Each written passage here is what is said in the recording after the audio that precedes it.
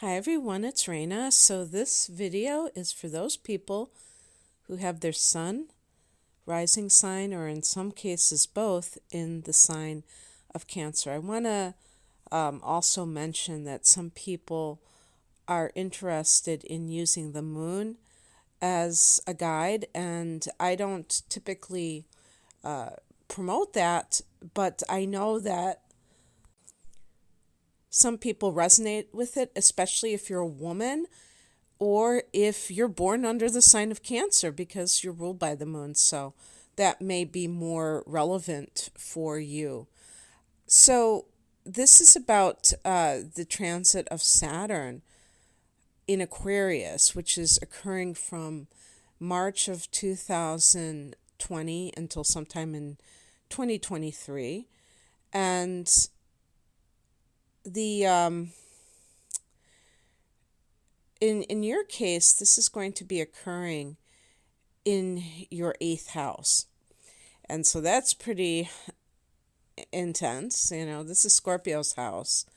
And Saturn is, in its own right, a quite challenging planet. So it's going to be a time when you're going to really feel emotionally maybe challenged in some way, restricted, because Saturn can be like that. Since you're a water sign, this can go either way. You can be more comfortable with these types of expectations, or it could feel more frustrating. So this is why I feel like astrology is really a good thing, because it helps to kind of clarify things before they actually happen so that you can deal with it. I actually have had this transit from my natal chart, and it wasn't that bad, because here I am on the other side of it, and seems like it was okay. And yet, it's very interesting, because what can happen when we talk about the eighth house, we're talking about the area of shared resources. So it's not just about your income, like the opposite house, the seventh house. It's about you and another person. So if you're married, you live with somebody, and their finances affect your life, this could be talking about that. And there may be some kind of a situation where somebody else's finances, they're going through issues. Maybe they're retiring or needing work, and you are the one where the burden is falling on, because Saturn can indicate responsibility. So you may take on more of the financial responsibility in the relationship. And if you're used to having a certain lifestyle that seems like it's being kind of pared down, because Saturn can pare things down, that might feel a little bit off-putting. But you know something? I don't think Cancer, unless you have like a lot of Leo inner planets or placements, tends to be, the type to live large. I think that in general, Cancers are frugal and more fiscally conservative. So I think that you might actually mesh well with this transit in that regard. This is a time to, you know, pay off loans rather than add new ones, or rather than to ask others for financial support, because it might not be forthcoming. And it's also because Saturn represents like duty, it's really about not taking on more debt, but to begin to like organize your debt, structure it so that you can pay it off and actually begin doing that. And in terms of, I just want to exhaust the financial angle, because this is a water house. So I'm talking so much about money, but this is actually going to be a lot about your emotional life and maybe your relationships. But in terms of the financial angle, basically, what I would say with it is be prepared that you may have to assume more responsibility in this area. I'm not saying that that you're going to be the sole breadwinner. That did not happen for me, and that may not happen for you, but you may find that you have to be much more, play a much more active role. And if you have, already are attached to a certain, setup within your relationship, that can feel a little bit off-putting, where you may feel as though you're doing something that is, like you have the burden or something financially. And you have to let go of that disappointment or frustration, because, first of all, it's just temporary. And secondly, it can actually lead to a greater sense of discipline, fiscal discipline, for whatever reason, because you were willing to sacrifice. You get into that vibe.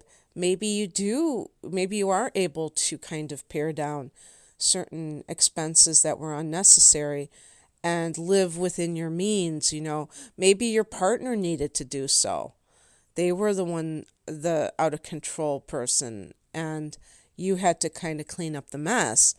But, because you're like, especially if somebody's married and they're kind of mixed in with the other person's finances, or they just feel like they want to clean things up. So that may be a bone of contention between you and a partner, their spending habits, and you may point to, hey, look, I'm bailing you out here, buddy, so you better go along with the program. And they say that money is one of the big things that people find. I think they said number one reason is money. And so you want to be very aware of how your partner's money problems, if they are problems, are affecting you. And if you really care about this relationship, to be able to know the difference between helping somebody out and enabling them. And, if they have like a spendthrift issue, because you may have to pay the price for their self-indulgence, and you have to set boundaries, obviously. And I think that this is a transit of setting boundaries in general with a partner, because this is the house of intimacy. One more thing, because I could tell that I was just about to go into that area. But one thing else about money is that the 8th house is the house of inheritances. And one of the reasons why is it's shared resources plus death. The 8th house is death, so you get money from the dead is inheritance. So, that could be delayed. There could be some kind of situation where you don't get what you thought you were going to get. And the accompanying emotions about that, of feeling that sense of limitation, which Saturn really brings out.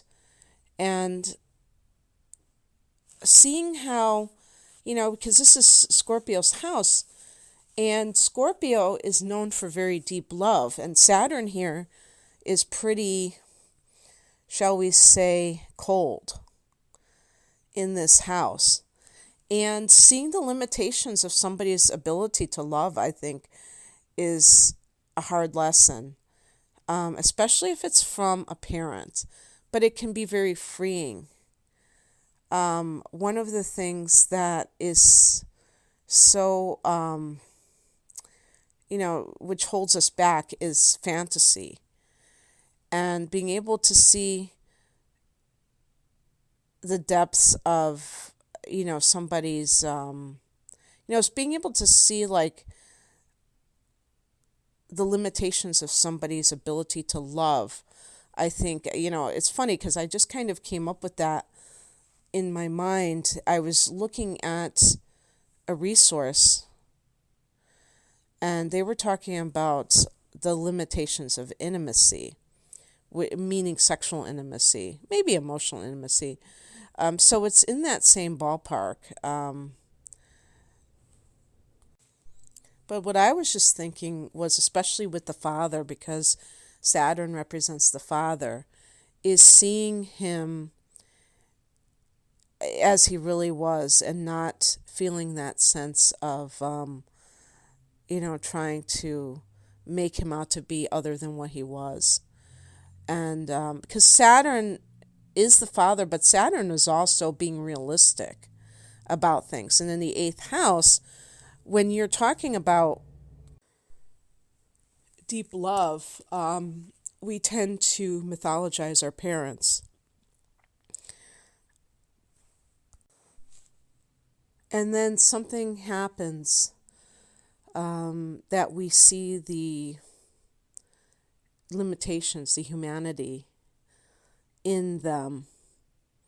And that can be a freeing act or a realization of observation, because we don't need to believe everything they say. And we can see how we don't agree with certain aspects of them. It like breaks the spell. But that can come at different times in life. Not everybody has it happen at the same time. So that you may be already grappling with that, and this kind of makes it obvious. And, in some cases, you may be taking care of somebody in a very deep way. Or they're, maybe like emotionally, they're becoming very much a part of your life at this point, and it feels very heavy, but at the same time, it can, if you can kind of like get beyond it, you can achieve that emotional freedom. Because one of the aspects of the eighth house is this idea of what is below the surface. And what we call the shadow. Those very uncomfortable emotions that we don't like to acknowledge are triggered within us, sometimes depending on how ashamed a person is about it. They really sublimate it, but they come out, they flare up at certain times. And during this transit of Saturn in the eighth house, you may find that you have to deal with it. For some people, it may be going to psychotherapy, because the eighth house is actually psychotherapy. Although I would say that psychotherapy, yes, there is an official version of it, but I feel like any time that you are delving into your psyche, that is, something similar to that, where you are just seeing how your emotions are controlling you. And getting them under control could be a Saturn transit type of a thing. With Cancer, this is definitely going to play into things. And I think the father angle is important. I didn't see them talking especially about the father, but I suspect that this could be part of the mix. And one reason why this is important, if you're a woman who is heterosexual, who is attracted to men, if you're Cancer woman, your relationship with your father is obviously, going to play into your relationships with your significant other. And, this is true for every a woman who is interested in men. I'm not singling you out, but I'm saying at this time, you may really get a handle on what exactly transpired there. If you were a little bit in denial or confused, this may kind of like make things more clear where you're saying, oh, yeah, I didn't realize that this was actually how it was affecting me. It being, whatever it is that was bothering you with that relationship. Because you're a water sign, relationships are kind of like the backbone of your life in many ways, Cancer. So this being a water house as well, being Scorpio's house, and having Saturn here may create the need for some sort of discipline as you deal with other people. Now, I think I mentioned earlier about setting boundaries with people who make demands upon you, and sometimes in a very heavy way. But by the same token, you may have to confront some of your tendencies to control and to manipulate and look at ways that you can be more constructive. I think that's one of the adjectives that I was looking for to describe Saturn's influence is being constructive, being productive, doing something that's actually going to be tangible, not pie in the sky, not promises that are broken at every turn, and the person really never had any intention of fulfilling them, but something that is progressive, which is going in the direction of progress, and being part of that commitment to, as on your end, because Saturn can be about, I think I like the word commitment more than duty, because duty sounds obligatory, but Saturn is the Lord of karma. I think that's where that comes into play. I don't think we have to follow karmic patterns. I think they're meant to be broken, but in terms of feeling a sense of commitment to something or someone, usually Cancers go all in. That's not going to be a problem for a lot of Cancers, unless you have the moon in Aquarius. I think I made a comment once on YouTube about that, and oh gosh, can you imagine somebody or I was talking about a relationship between a Cancer and an Aquarius, which are so different types of personality types. And of course, the law of averages, there's going to be somebody out there. And so somebody said, yeah, I'm happily married to an Aquarius, and they were a Cancer. But if you have that within yourself, then you have that contradictory energy of blowing hot and cold. And so you may be afraid of intimacy, even though you want it more than anything in life. So it's something that you might have to get clear on, and to become more proactive and less in your head about putting it into practice.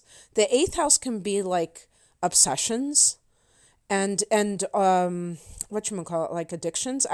When I was reading that, I was thinking, that makes sense to me, but I always hear about the 12th house. I also hear about the 5th house being addictions too, because the 5th house is the house of pleasure. So what can we say about that? Maybe the 5th house is more like overindulgence than straight up addiction. The 8th house might be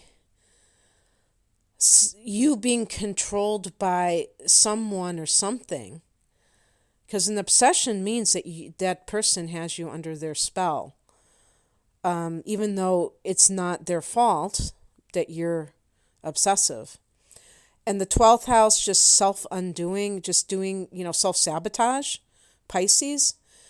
So this one might be the classic addictive cycle with the 8th house of just getting under the spell of something and feeling like you have to have it. I think of addictions as OCD, as obsessive compulsive disorder. I mean, it makes perfect sense. I'm waiting for somebody to say, yeah, you can't diagnose things online. You're not a psychiatrist. You're not a psychologist. No, I'm not. I'm just a person who has a brain in my head who's just kind of like speculating. I'm not pretending to be something I'm not. But anyway, who cares? Those are labels. The point being that this can be a time to really get those under control. I'm just laughing because I'm thinking, did I accomplish that? I'm pretty good. I think my only vice right now is drinking coffee. So anyway, maybe I was going to joke and say, well, maybe when Saturn comes into my 8th house again in 30 years. No, I'm just joking. But yeah, I mean, that can be a time when you finally buckle down and get that under control, but also emotionally. Some cancers, that might be their weak link, that they're not people who have a tendency to have addictive personalities, except when it comes to people in their life, where they cling, the Cancer, the crab clings. And clinging means that you are emotionally dependent on that person. There's nothing wrong with caring deeply for somebody and hoping that they remain safe and all that good stuff. It's almost like the damsel in distress syndrome of like, I need you to make me feel strong. I need you to define me and things like that. I'm not saying that all cancers, male or female, have this. I'm saying that if you recognize that within yourself, this is the time to really do something about it, because you can, absolutely, you have support from the universe, especially since we have not only Saturn in Capricorn, but we have I'm talking about right now in your, I was thinking right now, but not only because of when Saturn goes into Aquarius, but then in 2021, we're going to have Jupiter there. So now's a pretty good time to talk about the exact transit schedule.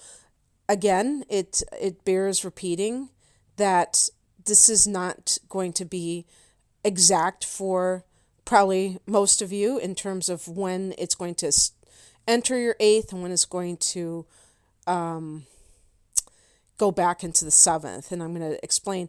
Oh, yeah, that's why I did say the conjunction. I was wondering why I was saying that, and I was like, oops, I made a mistake. But actually, well, I'll get to that, because Saturn is only going to 1 degree of Aquarius, and it's going to go back into Capricorn, and it will form another conjunction with Pluto. It's really very close to Pluto, so even if it's not an exact conjunction, it's still going to have those effects. So, but it's not going to be in the 8th house. That's the only thing. So that kind of neutralized what I was going to say, I guess. But anyway, in general, the Saturn goes into Aquarius on March 21st, which is right after the astrological new year on the 21st. It then, continues on its merry way, and it gets up to 1 degree. It stays at 1 degree for an awfully long time. And then it goes retrograde on May 11th. And then it goes back into Capricorn on July 2nd. So it's going back into that seventh house, happy, happy, joy, joy, if you have a marriage and things like that. So some of you are working on issues that involve what Saturn and Pluto represent, which is about, Pluto rules the eighth house. So to have it in the seventh means that you're kind of like eighth houseizing your primary relationship. So it's almost interchangeable, I guess. So when they form the conjunction later in the year, it doesn't really matter. They're going to get very close. It really is about with the fact that I'm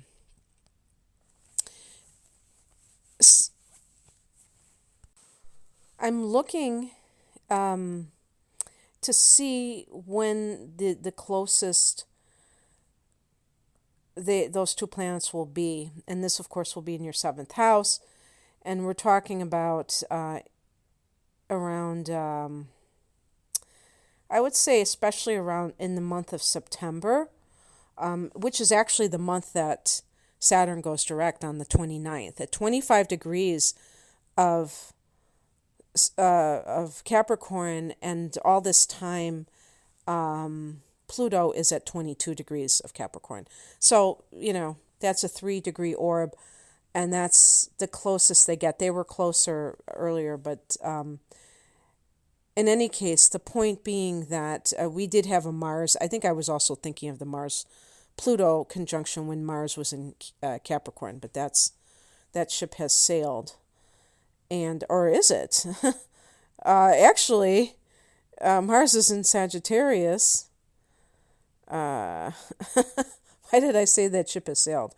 Okay, let me tell you about that one, because that's going to be playing into this as well.